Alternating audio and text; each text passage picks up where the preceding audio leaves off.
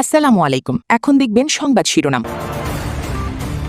হামে শিশুদের পাশাপাশি প্রাপ্তবয়স্কদের আক্রান্ত হওয়ার হার বাড়ছে সিলেটে, টিকা না দেয়া থাকায় আর স্বাস্থ্যবিধি নিয়ে গাফিলতির কারণে সংক্রমণ। সন্ত্রাসীদের অভয়ারণ্য হিসেবে পরিচিত জঙ্গল সলিমপুরে হচ্ছে দুটি পুলিশ একাডেমি। চট্টগ্রামের বিভিন্ন জোনে অপরাধ দমনে নানা পরিকল্পনা প্রশাসনের। প্রধানমন্ত্রীর সভাপতিত্বে এনএসসি সভায় ৩ লাখ কোটি টাকার এডিপি অনুমোদন। রূপপুরে সর্বোচ্চ ১৫,০০০ কোটি টাকা সহ মাতারবাড়ি মেট্রোতে বড় বরাদ্দ।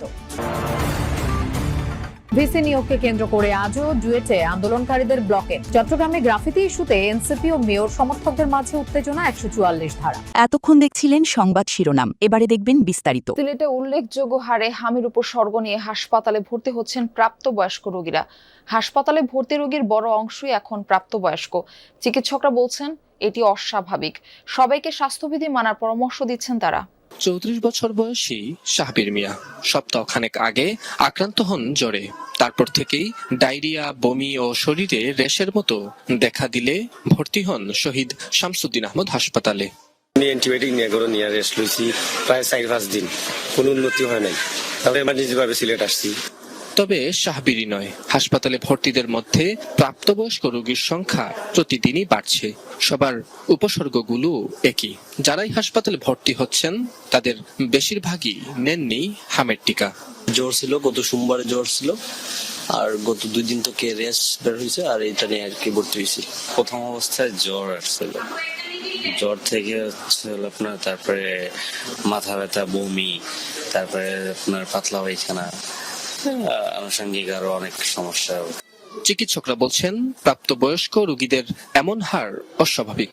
টিকা দেয়া না থাকা এবং স্বাস্থ্যবিধি মেনে না চলায় শিশুদের কাছ থেকেই সংক্রমিত হচ্ছে প্রাপ্তবয়স্করা। জ্বর, শ্বাসকষ্ট, অনেক সময় হেমাটেমেসিস মেলে না বলি আমরা, পায়খানার সাথে রক্ত যাওয়া বা বমির সাথে রক্ত যাওয়া এবং ডায়রিয়াও থাকে। তাদেরকে আসলে যথাযথ আমরা চিকিৎসা প্রদান করছি এবং ইতিমধ্যে আমরা 2-1 জনকে তাদেরকে আইসিইউ সেবা দেওয়া লেগেছে এবং তারা সুস্থ হয়ে বাড়ি ফিরে গিয়েছে। তারা ন্যাচারালি বলেন বা ভ্যাকসিন ইনডিউসড বলেন, তারা আসলে ইমিউনাইজড না, যে কারণে ওই ট্রান্সমিশন যেটা হয় বাচ্চাদের ট্রান্সমিশনের মাধ্যমে হয়তো এদের হয়ে যাচ্ছে। হামে আক্রান্ত হলেও প্রাপ্তবয়স্কদের সুস্থতার হার বেশি। তবে আক্রান্তদের ভবিষ্যতে শারীরিক জটিলতার শঙ্কা উড়িয়ে দিচ্ছেন না স্বাস্থ্য সংশ্লিষ্টরা।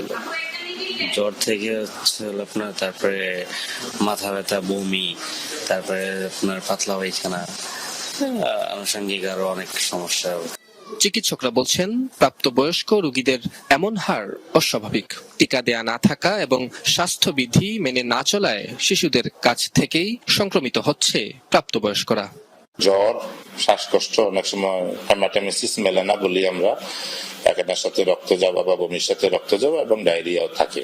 তাদেরকে আসলে যথাযথ আমরা চিকিৎসা প্রদান করছি এবং ইতিমধ্যে আমরা 2-1 জনকে তাদেরকে আইসিইউ সেবা দেওয়া লেগেছে এবং তারা সুস্থ হয়ে বাড়ি ফিরে গিয়েছে। তারা ন্যাচারালি বলেন। দুটি পুলিশ একাডেমি হচ্ছে জঙ্গল সলিমপুরে। চট্টগ্রামে একসময় যা সন্ত্রাসীদের অভয়ারণ্য হিসেবে পরিচিত ছিল, যৌথ অভিযানে নিয়ন্ত্রণ প্রতিষ্ঠার পর সেখানে কারাগার সহ আরো বিভিন্ন স্থাপনা নির্মাণের উদ্যোগ নিচ্ছে সরকার। জঙ্গল সলিমপুর, রাউজান সহ বিভিন্ন জোনে অপরাধ দমনে পরিকল্পনার কথা জানান চট্টগ্রামের নতুন পুলিশ সুপার। কদিন আগেও সন্ত্রাসীদের অভয়ারণ্য হিসেবে পরিচিত ছিল সীতাকুণ্ডের জঙ্গল সলিমপুর। প্রশাসন ও আইন শৃঙ্খলা রক্ষাকারী বাহিনী প্রবেশ করতে পারত না বলে যেটিকে বলা হতো দেশের ভেতর আরেক দেশ। গত মার্চে যৌথ বাহিনীর 4,000 সদস্যের অভিযানে দখলমুক্ত হলে পাল্টে যায় চিত্র। প্রায় 3,100 একর আয়তনের সেই জঙ্গল সলিমপুরে হচ্ছে দুটি পুলিশ একাডেমি। এই পুলিশ উইকে মাননীয় স্বরাষ্ট্রমন্ত্রী এখানে একটা আমাদের ঘোষণা দিয়েছে, তো ওখানে একটা 2 দিনবার আলোচনা করেছিল এই জঙ্গল সলিমপুর নিয়ে স্পেশালি। তো ওখানে ওনাদের যে সরকারের যে প্ল্যান, তো ওইখানে কিন্তু 2টা পুলিশ একাডেমি হবে। 24-এর 5 আগস্টের পর সন্ত্রাসের জনপদ রাউজান ঘটেছে একের পর এক হত্যাকাণ্ড। প্রকাশ্যে চলে অবৈধ অস্ত্রের ব্যবহার। অন্যান্য উপজেলায়ও সন্ত্রাস, চাঁদাবাজি, অপহরণের ঘটনা বেড়েছে।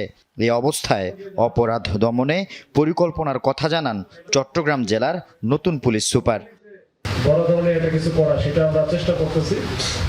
এখানে বাংলাদেশ সেনাবাহিনী আছে, র্যাব আছে বা অন্যান্য যে গোয়েন্দা সংস্থাগুলো আছে তারা কাজ করতেছে। আমরা অচিরে দেখতে পাবেন, এটা আমরা একটু আগাচ্ছি, এটা আপনারা হয়তো যখন আমরা কাজ করবো তখন হয়তো বুঝতে পারবেন। চট্টগ্রামে স্থায়ী অস্থায়ী পশুর হাটে চাঁদাবাজি, ছিনতাই প্রতি বছরের নিয়মিত চিত্র। সংঘবদ্ধ চক্রের দৌরাত্ম্যে আতঙ্কে থাকেন ক্রেতা বিক্রেতারা।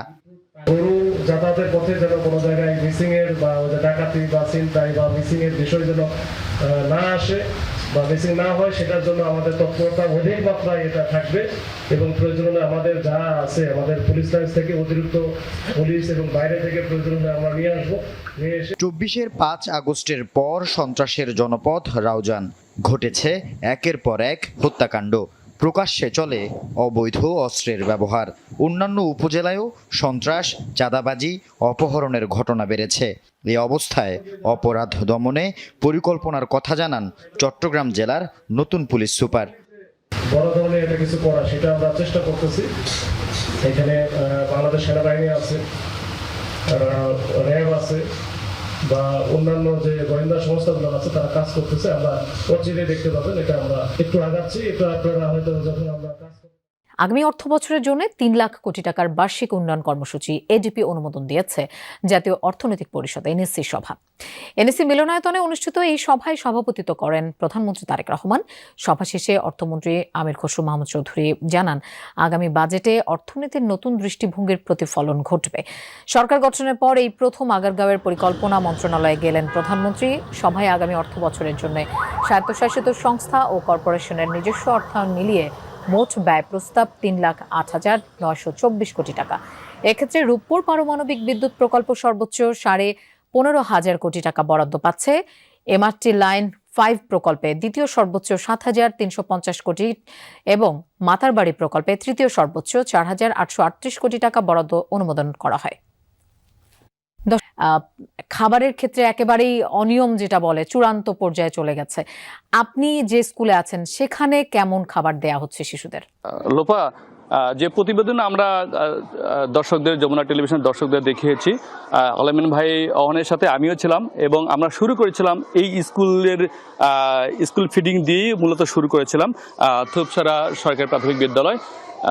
লোপা, আমরা যেমনটি নিউজে দেখানোর চেষ্টা করেছি, আসলে আমি কিছুক্ষণ আগে এই স্কুলে এসে প্রধান শিক্ষকের সাথে কথা বলেছি। প্রধান শিক্ষক যিনি এখানে দায়িত্ব রয়েছেন তিনি বললেন যে আসলে এখন পর্যন্ত খাবারের মান যেমনটা ছিল তেমনই রয়েছে, খাবারের মান কিন্তু তেমন তারা উন্নতি করতে পারেনি। অর্থাৎ এখনও ছোট সাইজের কলা দেওয়া হচ্ছে এবং কিছু ক্ষেত্রে কলা পুরোপুরি পাকা না, কাঁচা।